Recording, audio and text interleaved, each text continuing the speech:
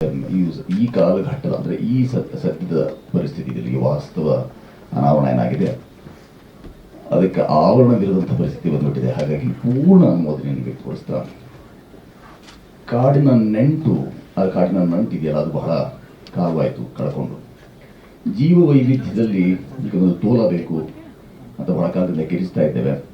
ಆದರೆ ತೋಲ ಕಳ್ಕೊಂಡು ಬಹಳ ಕಾಲವಾಗಿದೆ.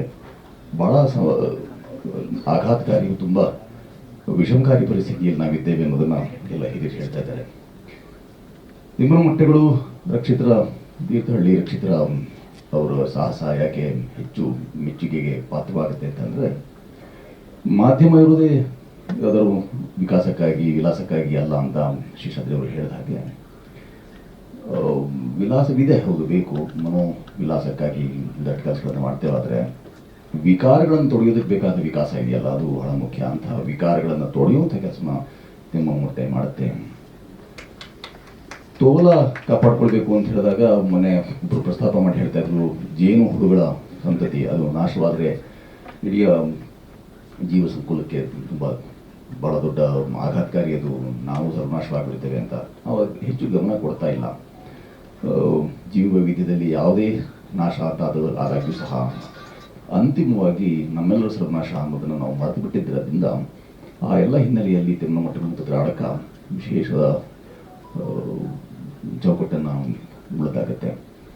ಮತ್ತು ಸಾಹಸ ಮಾಡಬೇಕಾದಾಗ ಇಂಥ ಪರಿಸ್ಥಿತಿಯಲ್ಲಿ ಎಲ್ರಿಗೂ ಗೊತ್ತಿದೆ, ಆಗ್ತಾ ಇಲ್ಲ, ಆಗೋಲ್ಲ ಅಂತೆಲ್ಲ ಹೇಳ್ತಿರ್ಬೇಕಾದಾಗ ಅದರ ನಡುವೆ ಇಂಥದ್ದು ಕೈ ಹಾಕೋದು, ಮನಸ್ಸು ಮಾಡಿದರೆ ಬೇರೆ ಇನ್ಯಾವುದಾದ್ರೂ ಒಂದಷ್ಟು ಹಾಡು ಹಸೆ ರಂಜನೆಗೆ ಸಂಬಂಧಪಟ್ಟಂಥ ಸಿದ್ಧ ಸೂತ್ರಗಳನ್ನ ಇಟ್ಕೊಂಡು ಕೆಲಸ ಮಾಡ್ಬೋದಾಗಿತ್ತು. ಆದರೆ ಅದನ್ನೆಲ್ಲ ಪಕ್ಕಕ್ಕಿಸಿ ಅವರು ರಕ್ಷಿತರು ಇದರ ರಕ್ಷಿತ ಭಾವಕ್ಕಾಗಿ, ಉರಗ ಸಂತತಿಯ ರಕ್ಷಿತ ಭಾವಕ್ಕಾಗಿ ಅಂತ ಕೆಲಸ ಮಾಡ್ತಿರುವಂಥದ್ದು ಅವರು ಶ್ಲಾಘ್ಯ ಅಂತ ಅನ್ಸುತ್ತೆ ನನಗೆ. ಅಂಥ ಕೆಲಸದಲ್ಲಿ ಹೆಚ್ಚು ತೊಡ್ಕೊಳ್ಬೇಕು ಅನ್ನೋದರ ಒಂದು ಒಳ ಎಚ್ಚರ, ಅದೊಂದು ಮನೋನಿಶ್ಚಯ, ಸದಭಿರುಚಿಯನ್ನು ಬಿತ್ತುವಂತಹ ಯಾವುದೇ ವ್ಯಕ್ತಿ ಇರ್ತಾದ್ರಿಂದ ಶೇಷಾದ್ರಿಯವರು ಹೇಳಿದ ಹಾಗೆ ರಸಗ್ರಹಣಕ್ಕೆ ಬಹಳ ಕಡಿಮೆ ಜನ ನಾವು ಹುಟ್ಟಾಕೊಂಡಿದ್ದೇವೆ. ತುಂಬ ಜನಸಂಖ್ಯೆಯನ್ನು ಉಳ್ಳವರಾಗಿದ್ದೇವೆ, ಆದರೆ ರಸಗ್ರಹಣ ರಸ ಪರಿಚಯವೇ ಇಲ್ಲದಂತೆ ನಾವು ಬದುಕ್ತಾ ಇದ್ದೇವೆ. ಅದರಿಂದ ರಸವತ್ತಾದ ಇಂತಹ ಕೆಲಸಗಳಿಗೆ ಹೆಚ್ಚು ಮನ್ನಣೆ ಮಾನ್ಯತೆ ಸಿಗಬೇಕು. ಇಲ್ಲಿರುವಂಥ ತಂಡದವರೇ 10 ಮಂದಿ 10 ಪ್ರದರ್ಶನ ಮಾಡ್ತೇವೆ ಅಂತ ಹೇಳಿದ್ರು 100 ಪ್ರದರ್ಶನ ಆಗಿಬಿಡುತ್ತವೆ. ಅಂಥ ಒಂದು ಸಾಧ್ಯತೆಯೂ ಇದರ ಮುಂದೆ ಇದೆ. ಆ ಸಾಧ್ಯತೆಯನ್ನು ಮುಂದಿರಿಸಿಕೊಂಡು ಹೆಚ್ಚು ಪ್ರದರ್ಶನ ಆಗಬೇಕಾಗಿರುವಂಥ ಸಿದ್ಧತೆ ನಾವು ಮಾಡ್ಕೊಳ್ಬೇಕಾಗಿದೆ. ತಿಮ್ಮನಮಟ್ಟೆಗಳು ಮತ್ತು ತಿಮ್ಮನಮಟ್ಟೆಗಳಲ್ಲಿ ಅದಕ್ಕಾಗಿಂತ ಪಾಲ್ಗೊಂಡು ಶ್ರಮಿಸಿದಂಥ ಎಲ್ಲರಿಗೂ ವಿಶೇಷವಾದಂತಹ ಶ್ಲಾಘ್ಯ ಮತ್ತು ಆಭಾರ ಮತ್ತು ಮನ್ನಣೆ ಸಲ್ಲಿಕೆ ಆಗಲೇಬೇಕು. ಉರಗ ಸಂತತಿ ಅಥವಾ ಜೀವ ವೈದ್ಯದ ಅನೇಕ ಸಂತತಿಗಳಿಗೆಲ್ಲ ಅವುಗಳು ಸಂವರ್ಧಿಸಲಿ, ಮತ್ತು ತೀರ್ಥಹಳ್ಳಿ ರಕ್ಷಿತರು ಮತ್ತು ತಿಮ್ಮನಮಟ್ಟೆಗಳು ಈ ಥರದೊಂದು ಸಾಹಸ ಮಾಡೋದಕ್ಕೆ ಮತ್ತು ಅವರ ಸಂತತಿಯು ಸಹ ಸಂವರ್ಧಿಸಲಿ ಅಂತ ಅಷ್ಟೇ ಹೇಳ್ತೇನೆ. ಒಳ್ಳೆಯದಾಗಲಿ. ಇದು ಭಾಗವಾಗಿದ್ದಕ್ಕಾಗಿ ನನಗೂ ತುಂಬ ಆನಂದವಾಗಿದೆ. ಆನಂದ ಅಂತಂದರೆ ಖೇದವಿದೆ ತುಂಬ. ಈ ಥರದ ವಿಚಾರಗಳನ್ನು ಎತ್ಕೊಂಡು ಸಿನಿಮಾ ಮಾಡಬೇಕಾಯ್ತಲ್ಲ ಅಂತ ಒಂದಿದೆ. ಏನೋ ಬೇರೆ ಬೇರೆ ಇತ್ತು, ಆದರೆ ಇದು ಆಗ್ತಾ ಇದೆ. ಪರಿಸರ, ಕಾಡು ಇದೆಲ್ಲ ಹೇಳ್ತೇವೆ. ಬರೀ ನಾವು ಇಂಥ ಬೊಗಳೆದಾಸರಿದ್ದೇವೆ ಅಂದರೆ ಹೇಳ್ತೇವೆ, ಯಾವುದು ಅನುಷ್ಠಾನಕ್ಕೆ ತರ್ತಾ ಇಲ್ಲ.